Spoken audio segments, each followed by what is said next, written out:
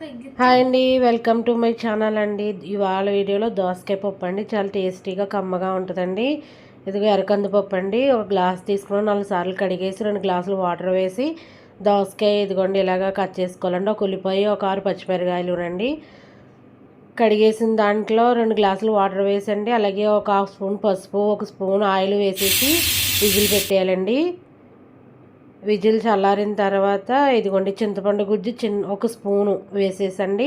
సరిపడినంత salt, 1/2 spoon కారం వేసేసి బాగా కలిపెట్టేయాలండి. అలాగే మా ఇంటి దగ్గర కరివేపాకు కోసానండి ఫ్రెష్ది.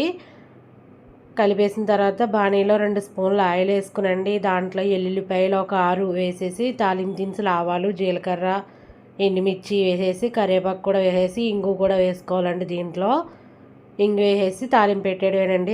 అంతేనండి. టేస్టీ దోసకాయ పప్పు చాలా టేస్టీగా చాలా బాగుందండి. అలాగే మా ఛానల్ మీకు నచ్చినట్లయితే ఈ వీడియో లైక్ చేయండి, షేర్ చేయండి, సబ్స్క్రైబ్ చేయండి. ఓకేనండి.